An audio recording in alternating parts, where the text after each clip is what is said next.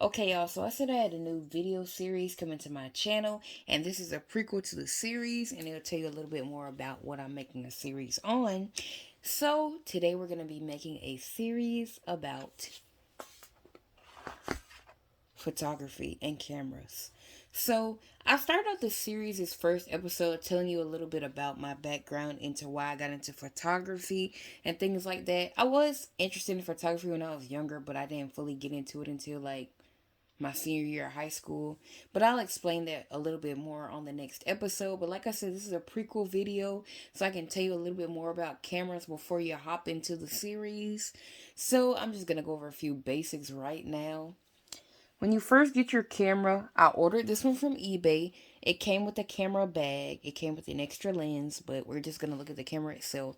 Cameras usually come with a standard lens, a kit lens, which is an 18 to 55 millimeter zoom lens. Now this lens turns completely out, 55, 18, and when you want to go back in, you press the little button, hold it, and turn it. So that's how you do that. When you first get your camera, before you do anything, a battery may already be in it, or you have to put a battery into it.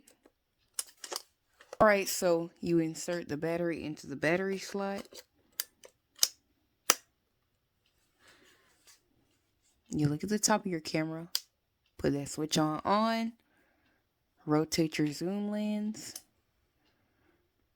and we have it in auto mode, so let's just take a picture of this white poster. Camera does everything for you, so the picture should be near perfect. Now, auto mode is the first mode you should try shooting in when you first get your camera, because it is the easiest. The camera controls every single setting. You don't have to worry about anything. If the camera needs flash, it'll make the flash come up, but if not, you press that little button right there and the flash should pop up if needed. So let's try that again. The flash popped up, as you see. The flash comes on, and we take a picture of my trash can. Now, when you want to look at your photos, you just press this button here and go through them. This is just random stuff I took.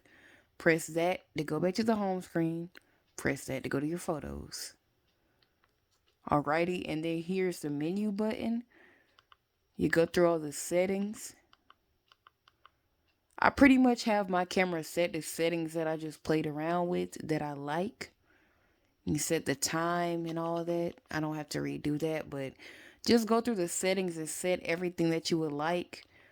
They have a Bluetooth app that you can send your photos to on your phone. I do that occasionally, but I'm not going to do it today. Just showing you the basics. But aside from that, let's just press back to the home. Press that twice, and you're back home. And then take another picture.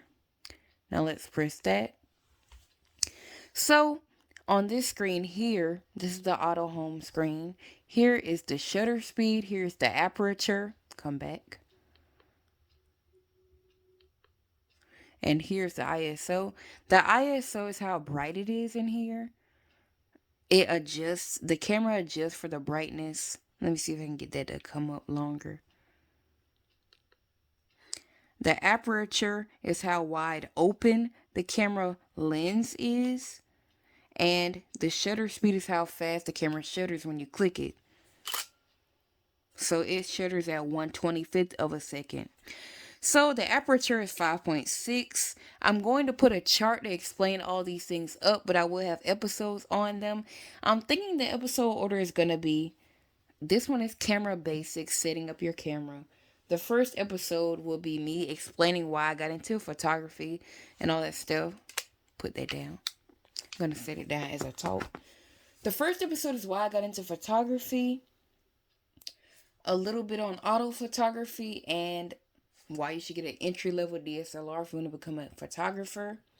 I will talk some more about my lighting setups and things like that, but I just started out doing photos outside. Just start out by taking pictures of things in your yard, people in your house, things in your house, just things like that to start out, and then move on to taking pictures of people possibly if you have subjects, and then after that move on to trying to do actual portrait photos, like staging a picture, put a person in front of a window and take a picture, put a person in front of like a pretty tree and take a picture. After that, that's when I started doing indoor portrait photography with a backdrop and a lighting setup and things like that. But you do not need lights if you're doing photos outdoors. Just make sure your camera's in auto and it's not too bright and sunny outside, and you should be good starting out. So this is just a prerequisite video to the video that's coming next, so stay tuned for that.